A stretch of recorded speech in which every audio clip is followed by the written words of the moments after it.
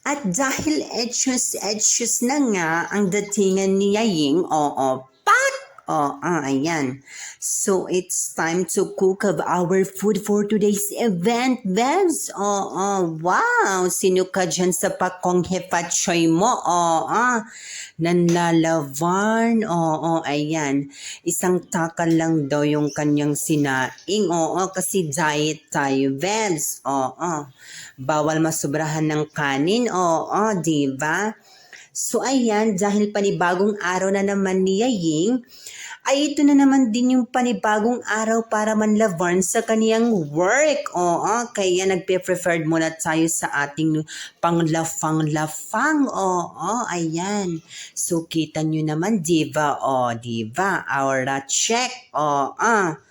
Ayan, so katapos lang natin siyan, ay ito na naman ang ating panibagong araw, upang pumunta tayo sa ating sasakyan kung saan dun sa may tricycle banda, so ayan, eto na naman, kailangan natin manlavarn-lavarn sa buhay-buhay, ayan, so tingin-tingin na talaga tayo for today's event kung saan yung may bakanting sasakyan papunta sa Robinson.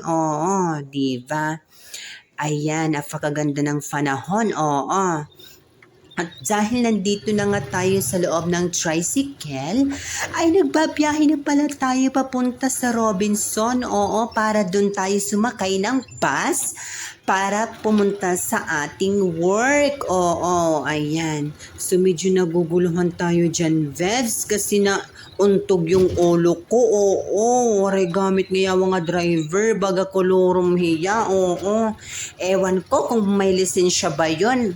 Basta yun na yun. At dahil ayan, medyo naguguluhan talaga tayo kasi ayan yung sinakyan kong tricycle na parang Johnson, pag magnamaneho, ang hayawa. At ito na nga, dahil touchdown na tayo sa Robinson, diba, aura check, pak na panulay. So, ito na nga ang time para sumakay tayo ng bus. Ayan. So, ayan, naglakad-lakad muna tayo, Vevs, para pumunta sa ating sasakyan na bus. Diba, Yayeng? At dahil medyo matagal pala ang ating paghihintay, ay walang bus na dumadaan na, Vevs. Ayan. At dahil ito na nga, so paligid, temeroy nangisika pa. But so anyway, dahil nandito na pala tayo sa bus, ayan. We were going to travel to go our work na Yeng. Nga demonyo ka. So ayan, nagbabiyahe na nga. So, kailangan talaga natin manlavarn-lavarn sa buhay araw-araw. Dahil kailangan yan natin everyday. Para sa ating mga etchos. Dahil sabi ko na nga, ay nandito na pala ako sa aking munting trabaho, Vevs. Para nandito na naman tayo manlavarn. Aura check. Pak. Apakasimple lang muna tayo ngayon. So, eto na nga. Ay, magbe-break na pala ako. Dahil katatapos lang natin dyan manlavarn sa ating mga many guests. Diba? Sino ka dyan sa pa-side view? Pak! Napanulay. Baga naangay. Diba? Nag-aashitip pa. So, ayan.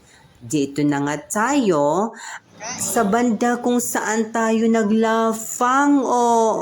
Ayan. So, tinaste ko pala yung sabaw na in-order ko. But it is very yummy. At dahil diet nga tayo, ay 1 cup rice lang, Vevs, ang ating in-order. But mukhang gutom ang Yaying. Ang laki ng subo. Pak na panulay. Diba, nilalangaw pa yung pagkain. Kailangan ingatan, Vevs, baka mag-graduate yung in-order mo. Diba? So, ayan. Dahil kailangan talaga natin today ay bawal magpagutom. Kailangan natin ng lakas at loob. Chares na panulay. Oo. So, ayan. Lafang, tolonte mo. Oo. Diba? Ganyan talaga tayo pag manlavarn everyday. Oo, para sa ating buhay, Bebs. Oo, ayan. So, medyo ang takaw natin ni Bebs. Oo. At dahil na naman papasok tayo sa ating work again, ay ayan na naman, oo, para manlavarn tayo ulit sa ating mga many guests. Oo. But anyway, dahil ito na ang ating last part na kung saan finish na ang ating work, ay kailangan na natin umuwi, Vebs. Oo. Ayan, so perfect talaga. So hanggang sa muli for today's event. Bye!